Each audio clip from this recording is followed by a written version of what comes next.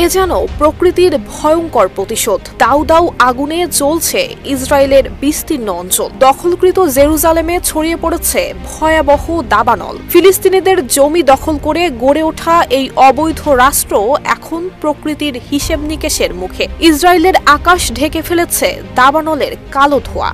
বাতাসে ভেসে বেড়াচ্ছে মৃত্যুর বার্তা। চারদিক থেকে ছুটে আসছে ফায়ার সার্ভিসের গাড়ি, হেলিকপ্টার এবং দুর্বল ব্যবস্থাপনার প্রতিফলন হিসেবে অসহায় মন্তব্যে মুখর রাষ্ট্রীয় কর্মকর্তারা। আগুনের তীব্রতা এতটাই ভয়াবহ যে জেরুজালেম বিভাগীয় ফায়ার অ্যান্ড রেস্কিউ কমান্ডার সুলিমিক ফ্রিডম্যান নিজেই সংবাদ সম্মেলনে স্বীকার করেছেন, এই দাবানল সম্ভবত ইসরায়েলের ইতিহাসে সবচেয়ে বড় এবং তা নিয়ন্ত্রণে আনা এখনো বহু দূরের বিষয়। একনল হ্যান্ড ওয়াশ 100% প্যারাবেন ফ্রি, তাই নিরাপদ হাতের জন্য আস্থা রাখুন একনলে। তিনি জানান, সকালে স্থানীয় সময় 9:30 মেসিলাত জিওনে আগুনের সূত্রপাত ঘটে। এরপর শক্তিশালী বাতাসের কারণে আগুন পশ্চিমে ছড়িয়ে পড়ে এবং পরে পূর্বমুখী হতে থাকে। ফ্রিডম্যান সতর্ক করেছেন, 90 থেকে 100 কিলোমিটার বেগে বাতাস বইতে পারে, যা পরিস্থিতিকে আরো ভয়াবহ করে তুলবে।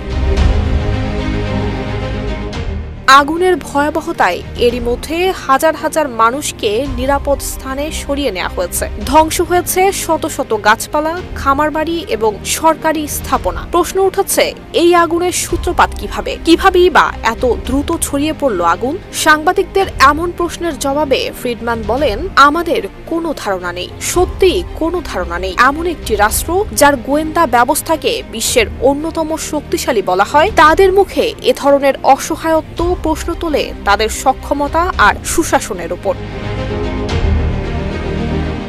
ইসরায়েল বহু বছর ধরে আগুনে পোড়াচ্ছে গাজা, পশ্চিম তীর আর জেনিন। হাজার হাজার নিরীহ মানুষকে হত্যা করে ঘরবাড়ি গুড়িয়ে দিয়ে, কৃষিজমি জ্বালিয়ে দিয়ে যে আগুন তারা লাগিয়েছে ফিলিস্তিনের বুক জুড়ে, আজ সেই আগুনই যেন প্রকৃতির শুদ্ধ প্রতিশোধ হয়ে জেগে উঠেছে জেরুজালেমে।